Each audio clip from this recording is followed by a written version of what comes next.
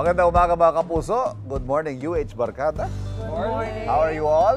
Sana po ay safe kayo sa tindi nga po ng ulan na binuhos ng bagyong Karina at Habagat at isinilalim ang Metro Manila sa state of calamity.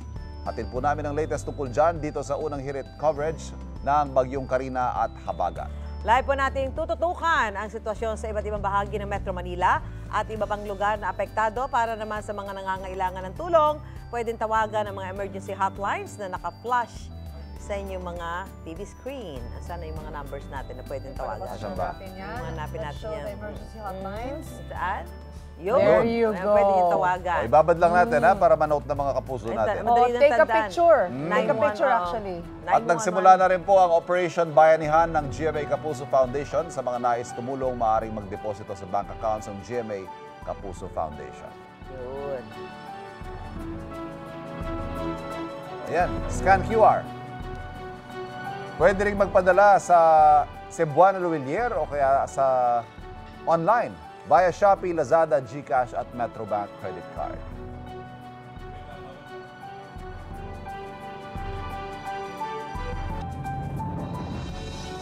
Picture niyo po yung TV screen sa di ba ipamigay niyo, share it with everyone.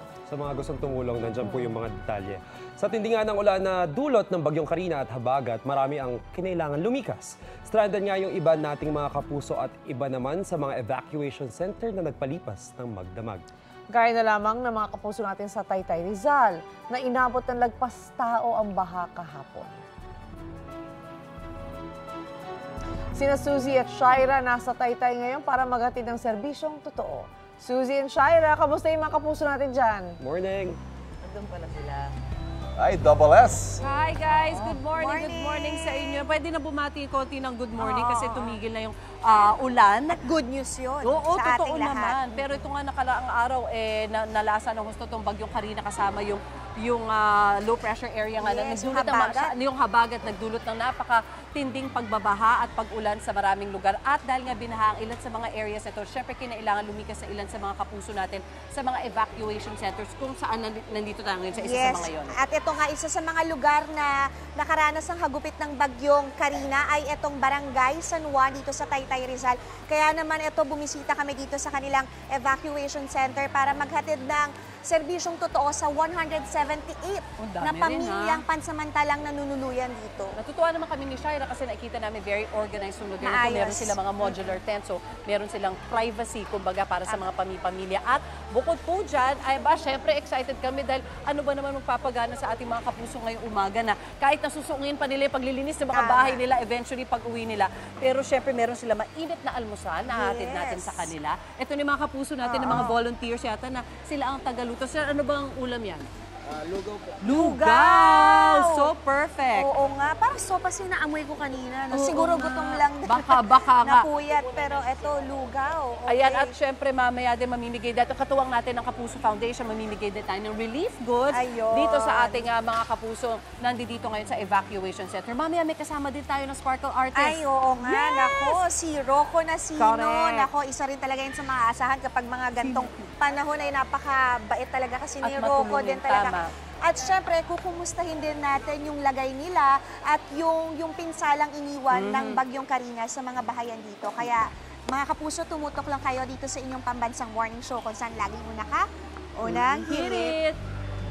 Good morning, ladies! Kamusta na dyan? Beautiful ladies.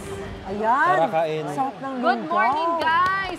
Okay naman kami dito. Nagdedebate kami kung lugaw ba to or arroz caldo kasi may manok siya. Ano nga ba ang sagot? Pero kami ni Shaira ay nandito nga sa isa sa 5 evacuation centers pala ang meron dito sa Barangay San Juan sa Taytay Rizal. Napakalaki pala ng barangay. Napakalaki pala. At etong evacuation center na to, yung pinakamalaki dun sa 5, di ba? Oo, actually. At ayun nga, ang dami pong nangyari kagabi, di ba? Syempre nga, ang dami ring napinsala ng bagyong Karina din talaga.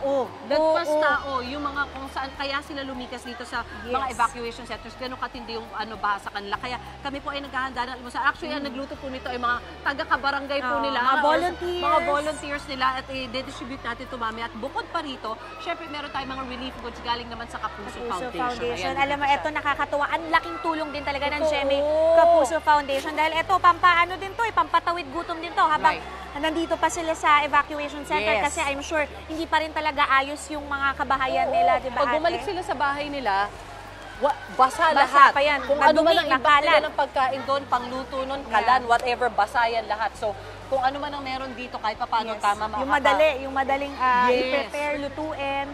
At So, ngayon naman, ito, kamustahin po natin ang lagay ng isa sa mga residente na lumikas dito sa San Juan. Hi, Nay! Hi, Nanay! Good morning, Good morning po! po. Nay, kamusta po kayo ngayon? Ilang po. Ilan po kayong lumikas dito? Kahapon po ng alas 7 ng umaga. Alas 7 ng umaga pa lang po, nandito Wow. na po kayo. Opo. Bakit po kasi mataas na po kagad ba ang tubig doon sa bahay nyo? Opo, hindi ko po akalain na mataas ang tubig kaagad eh. Kasi nung nag-rescue, hindi po kami umalis doon kasi wala naman kami nakitang tubig sa baba namin. Pagdating po ng alas 5 ng hapon, umaga, bigla na lang po bumulusok Biglang yung taas. tubig. Ang Opo. hirap pa kasi madilim-dilim Opo. pa nun. So, ano?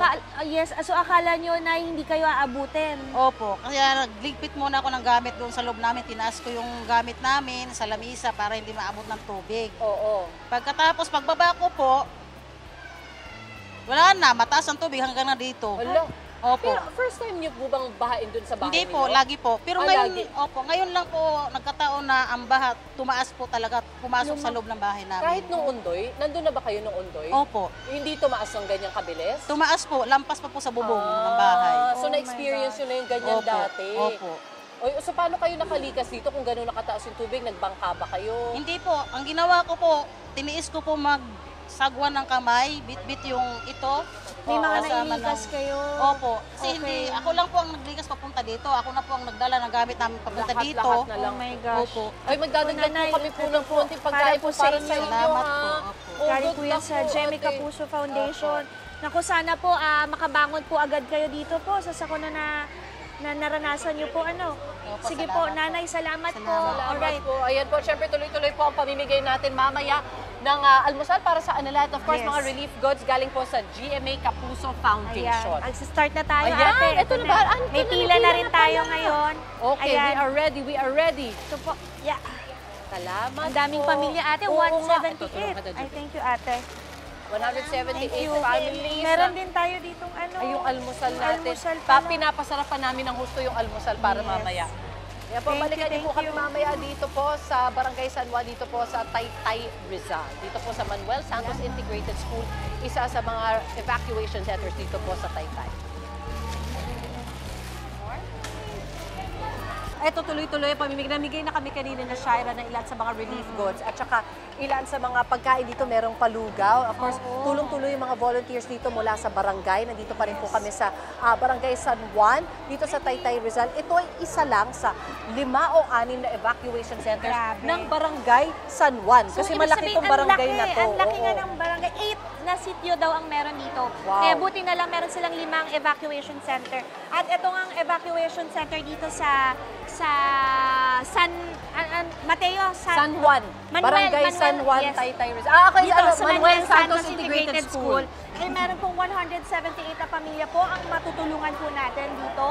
Ito po, libreng pa-breakfast, mainit na breakfast para sa kanila. At syempre, may mga relief goods nga tayo na Yes. tulong din ng GMA Kapuso Foundation. Oo, handang-handa na talaga kami dito na paipamigay lahat ito mga to. Pero syempre, ito rin ang pagkakataon namin na kausapin ng ilan sa mga kapuso namin na nasa lanta nito. Yung kwento ba nila? Kasi pag dumaan ka dito, papunta dito, parang normal naman yung nangyayari. Oo, Bukas parang- yung mga tindahan, bukas yung mga Mga nakangiti pa Oo. din. So Okay. para magtataka, bakit umabot dito na kinailangan Yes. evacuate? Dahil iba sa mga kapuso natin dito ay inabot ng lagpas tao yung lalim na tubig sa kanilang mga tahanan. Kaya ilan sa kanila dito ay kakausapin natin para malaman siguro Kamustahin kung ano natin. yung nag-experience nila sa pagtaas ng tubig dito. Ito, of course, tuloy-tuloy pa rin po ng pamimigay ng ating mga relief goods mula sa Kapuso Foundation. Siyempre, yung mga the usual na laman nito, meron tayong Bigas, delata, Yan. instant noodles. mga madaling lutuin, mga Yes. hindi mabilis mapanis. Ay, ito si nanay. Ito, Nay. Ay, naku, Ay, ito may si- baby. Ay, nanay, Diyos ko, ang liit pa po. Ano pong pangalan nila? Edith po. Kakapanganak niyo lang po. Kailan?